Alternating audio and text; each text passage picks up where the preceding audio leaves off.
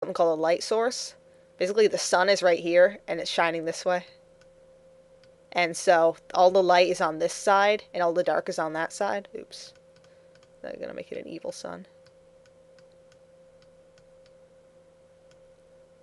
And Ford.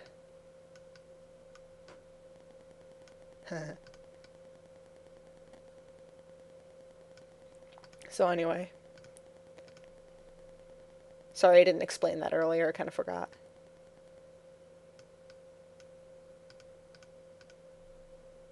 Anyway, these are darker than the others, so I'm making the black darker.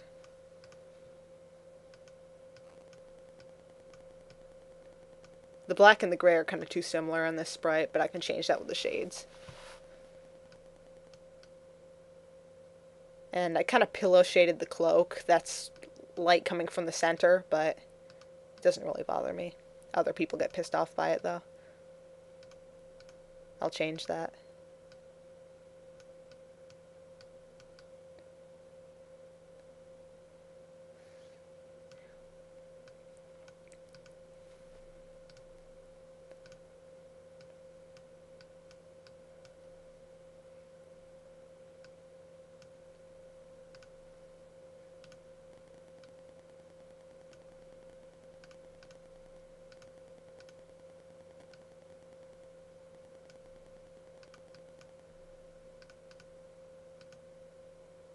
Yeah, it looks okay.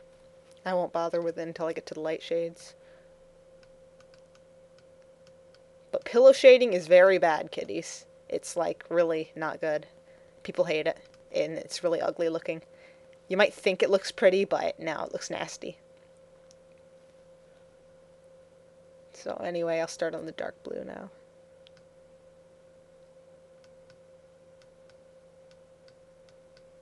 Obviously, the dark blue does not have folds, as it's an insect and not clothes. So,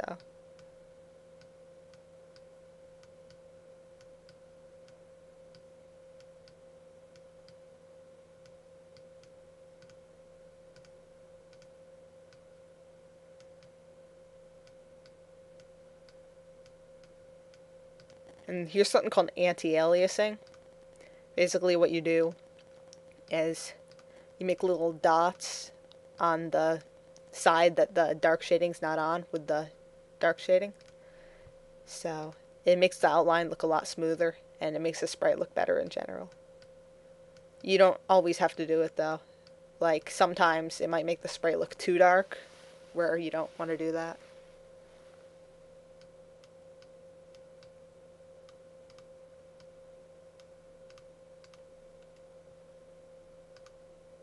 And if you ever get tired of working in 10x, it's okay to work in 8x.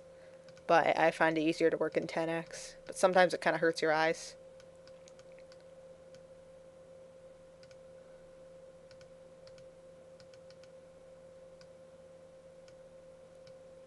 Or you can even work in 6x if you want, but that's hard.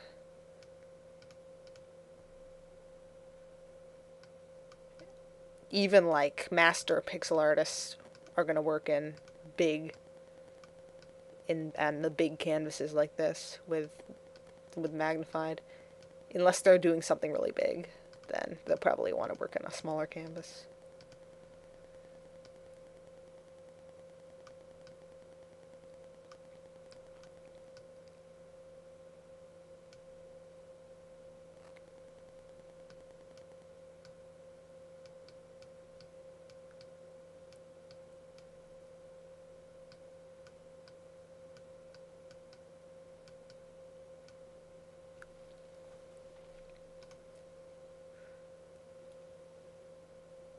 Now we just need the light blue and the silver.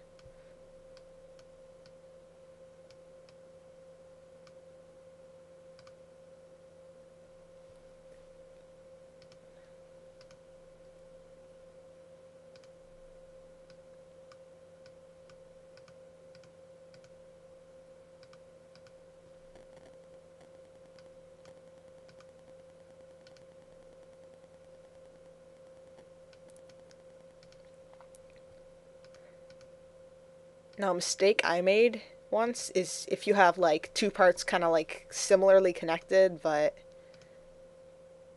like the two parts connected with the chain like this. You don't want to shade them differently. You want to shade them as if they were one part without the chain. Like, for example, if I erased that chain, they would just be one part. So,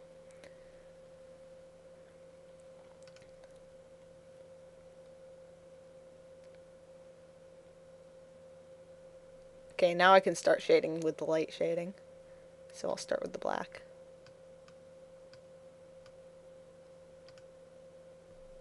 Well, that looks kind of like silver, but who cares? And the dark silver kind of looks like black. So I'll just replace that. Screw it.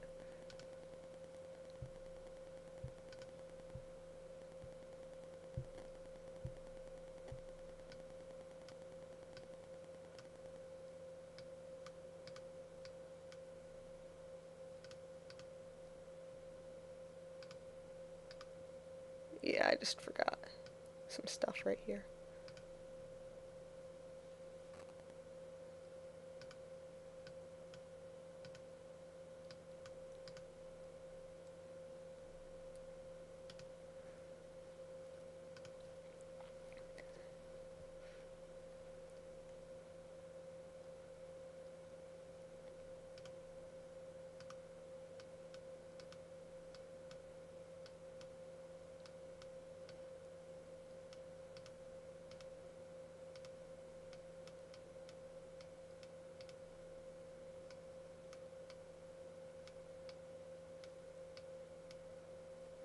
I think this is going to be Bug Psychic, but I'm not quite sure yet.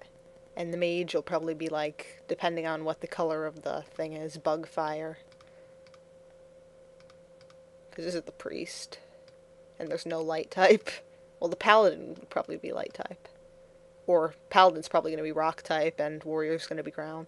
Well, not ground, steel.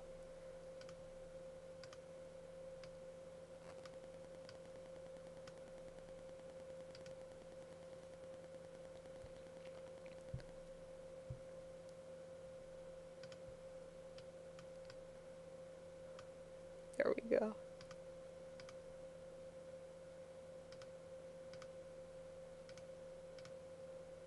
Now, you're not going to get this good on your first sprite. I'm not that good. There's a lot of people like pixeljoint.com and stuff that are a hell of a lot better than me. I'm not that good. Now, alright, we want to shade the outlines now.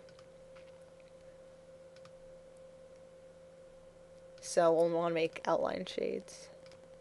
Because if the outlines are monotone, it makes the sprite look kind of flat. Especially if they're all black or all color.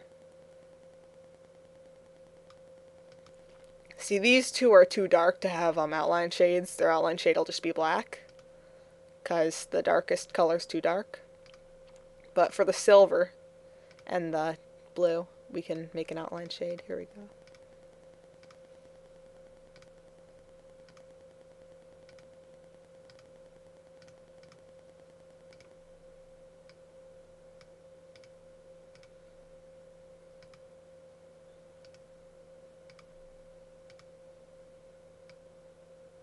And you want to shade the part of the outline that the light is hitting, just like shading anything else.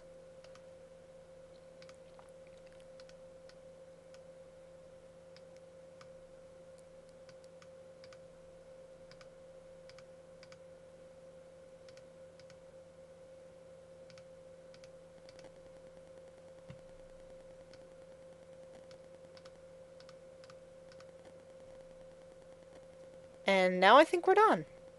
All I have to do is erase my outlines and stuff. See, this ended up a lot smaller than the original 8080 grid. You don't have to make everything 8080 or 6464. It's just a grid to show you how small the sprite should be.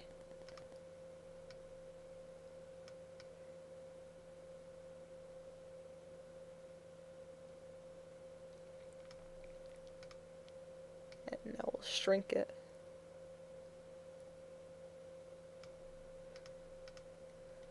Now you want to make the smallest possible, especially if you want to use it for a game. So, make the lines touch the white.